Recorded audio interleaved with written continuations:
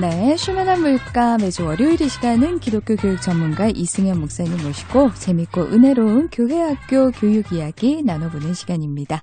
이승현 목사님 나오셨습니다. 안녕하세요. 네, 안녕하세요. 반갑습니다. 네, 저희들이 어려워하는 기독교 교육에 대해서 참 쉽고도 친근하게 풀어주고 계신데요. 오늘은 또 어떤 주제로 기독교 교육의 세계를 탐구해 볼지 기대가 됩니다. 네. 저도 그런 시간이 되도록 노력해보고 싶습니다. 오늘은 쉽게 배우는 기독교 교육 34번째 시간으로 네. 최고의 교육과정인 우리 성경, 그중에서도 성경의 환경에 대한 이야기를 좀 알아보겠습니다. 네, 성경의 환경이라고 한다면 성경이 쓰여진 그 지역의 환경, 그것을 네. 이해하면 성경 내용을 더 잘 이해할 수 있다. 뭐 이런 말씀이신가요? 네, 맞습니다. 이 기독교 교육하면요, 이꼬르 성경 교육 이렇게 떠올리는 분들이 많으실 텐데요. 네네. 사실 가르치는 사람들이 성경을 잘 모르는 경우가 일단은 많고, 또 알아도 선입견이나 편견을 갖고 있거나 클리셰라고도 하죠. 늘 하던 대로, 듣고 배워왔던 대로 5, 6까지도 그대로 가르쳐지는 경우가 많아요. 맞아요. 네. 이런 것들은 좀 고쳐야 되는데 그런 것들이 반복될 때가 많죠. 그렇죠. 그래서 가르치는 데 있어서 중요한 건 가르치는 방법 이전에 이제 가르치는 내용을 잘 알아야 하잖아요. 네. 정작 근데 성경의 내용을 잘 모르는 경우가 참 많습니다. 네. 특히나 성경은 너무나 오래전에 쓰여진 책이잖아요. 네. 그러다 보니까 우리가 지금 살아가는 환경이랑 너무 다르기 때문에 이해하기 어렵거나 잘못 이해하는 부분이 참 많습니다. 예를 들면 뭐 섬 지역인 제주도에서 쓰여진 이야기를 바다가 없는 대구에서 읽는다면 또 이해하기가 좀 어렵잖아요. 그렇죠. 또 같은 부산이라고 해도 이 서쪽 대저에 있는 토마토는 짠맛이 나는데 네네. 짭짜리. 이걸 이해를 못하면 짠 토마토 이러면은 이 뭐지? 이렇게 할 수도 있죠. 기장이나 일광 쪽에 계시다면 네. 영 다른 말이 될 수도 있다는 거예요. 이해할 수 없는 말이 네. 될 수 있다는 거죠. 와, 부산에 오신 지 얼마 안 됐는데 지역을 다 깨고 계신데요. 네, 제가 지도를 묵상합니다. 아, 그렇군요. 네, 우리는 기본적으로 우리가 살아가는 환경을 이해하는 습성이 있으니까 이런 환경적인 면에서 좀 판단하고 근거로 삼는 경우가 많이 있겠죠. 네. 요즘은 뭐 연락해 하면은 전화나 문자, 톡을 말하지 편지를 쓴다거나 전보를 치진 않잖아요. 환경이 그렇죠. 완전히 예전하고 달라졌잖아요. 달라졌죠. 네. 예, 그런데 뭐 조선시대는 연락하겠다 그러면 편지, 붓글씨를 써서 말 타고 배 타고 뭐 이렇게 해야지 몇 날 며칠이 걸리는 일이 소식 전하는 거잖아요. 그렇죠. 근데 이런 환경이 달라졌잖아요. 네. 환경을 이해해야 그 당시 사회와 문학을 이해할 수 있는 것처럼 성경도 마찬가지라는 겁니다. 네, 오늘도 기대가 되는데요. 그러면 오늘은 성경의 환경 중에서 어디부터 알아볼까요? 예, 환경을 좀 나노로 좀 알아보려고 하는데 오늘은 물을 알아보려고 합니다. 물. 네. 네. 물 하면 여러 종류가 있잖아요. 뭐 비, 이슬, 시내, 강, 바다, 호수 뭐 물은 살아가는데 굉장히 중요한 영향을 끼치는 거잖아요. 그렇죠. 네. 그러다 보니까 성경이 쓰여진 이 이스라엘이나 중동, 팔레스타인 문화 속에서도요. 물이 가지는 의미가 참 다양하고 그중에는 아주 독특하기도 해서 우리가 성경 이해하려면 먼저 물을 좀 이해해야 할 것 같습니다. 네, 그렇군요. 그런 다양한 물의 개념들이 또 다 각각 다른 의미를 가지고 있다. 이런 말씀이신데 네. 기본적으로 우리나라는 지금은 물 부족 국가라고 얘기를 합니다만 예전에는 진짜 뭐 돈을 물 쓰듯이 쓴다. 네. 이런 말이 있을 정도로 사실 먹고 사는 데는 물이 괜찮은 나라였잖아요. 네. 하지만 이스라엘이나 중동 하면은 일단은 뭔가 좀 마른 느낌이 많이 들고 물이 굉장히 귀할 것 같다는 생각이 들거든요. 예, 맞습니다. 저희도 그렇지만 지금은 중동 쪽은 물이 워낙 귀한 지역이에요. 네. 그래서 일단 물들이 굉장히 귀한데 그중에서도 물을 두 종류로 나눌 수가 있어요. 첫 번째는 사람이 인위적으로 판 물, 만든 물, 어떻게든 만들어낸 물, 네. 그리고 자연적으로 흐르는 물. 이 두 가지 종류가 있어요. 여기서 인위적으로 물을 팠다, 인간이 만든 물 있잖아요.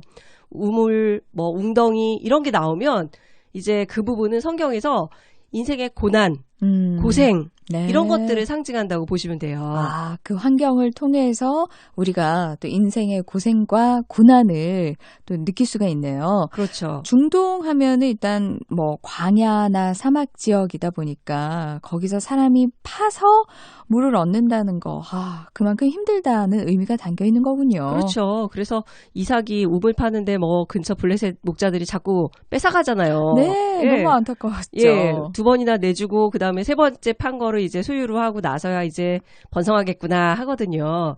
이런 하나님의 뜻을 따라서 가나안으로 이주한 이 아브라함, 이삭의 가정이 땅에 정착하는 어려움을 보여주는 장면이에요. 요셉은 형들이 웅덩이에 던져버리잖아요. 그렇죠. 웅덩이. 네. 예, 물을 저장하려고 파놓은 웅덩이인데 다행히 물이 없어가지고 요셉이 네. 살았어요. 사실은. 네. 원래는 거의 죽을 뻔한 거죠. 그렇죠. 네, 네, 인생 네. 최대의 위기를 맞게 되는데 그게 또 웅덩이. 아까 얘기한 우물, 웅덩이 이런 거 다 고난을 의미한다고 할 수 있습니다. 네.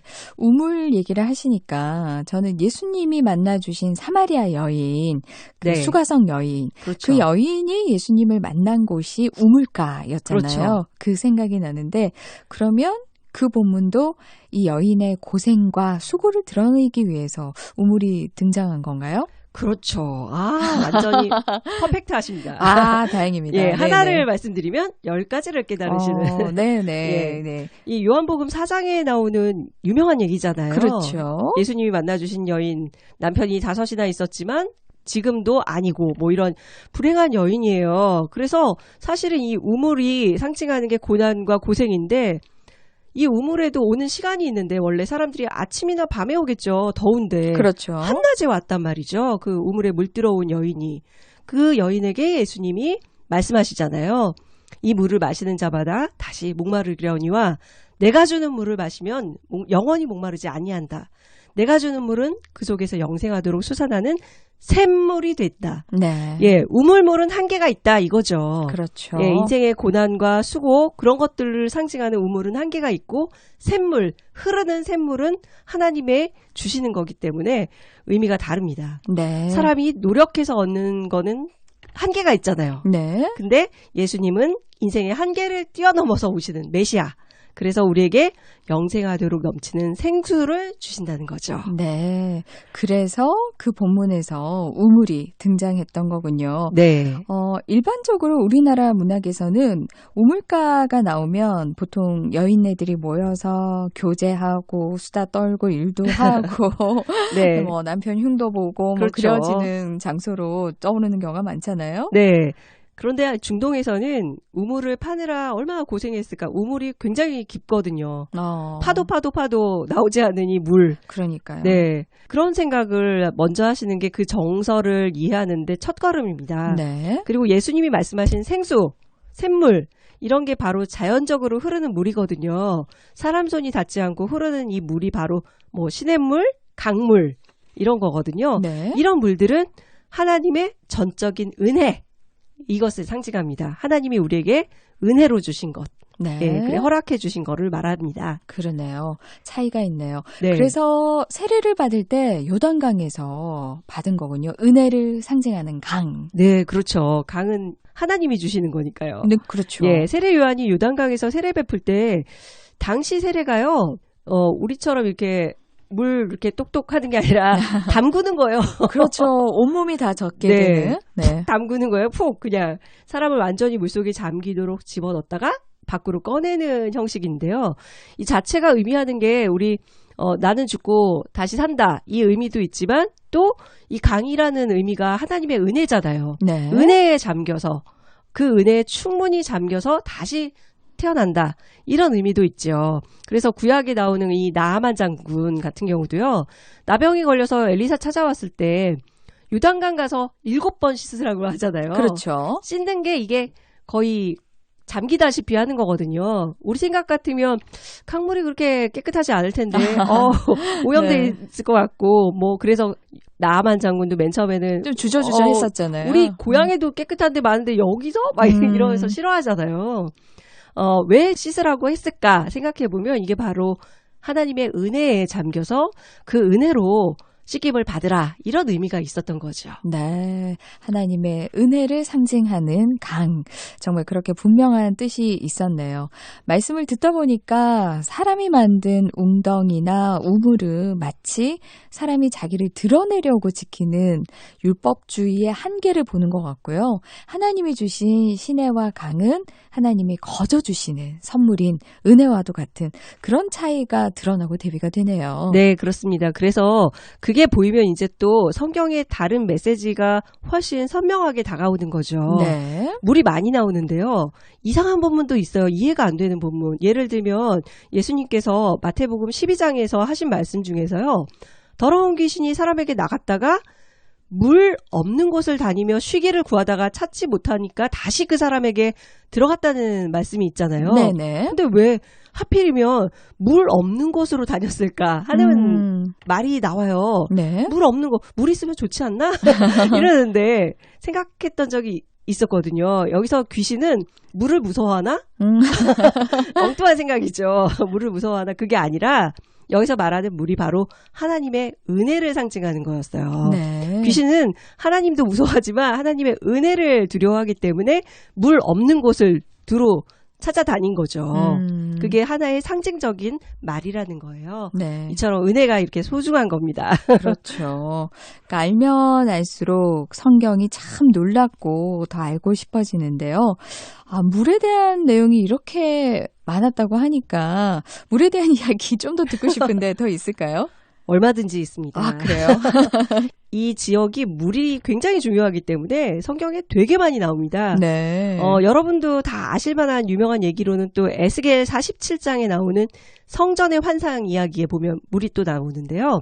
에스겔이 환상 중에 성전 문에 이르렀는데 문지방 밑에서 물이 나와서 점점 불어나는데 처음에는 발목쯤, 네. 그러다가 무릎, 그 다음에 허리, 막 그 다음에 건너지 못할 강이 된다. 그렇죠. 예, 이런 말이 나오잖아요, 성경에.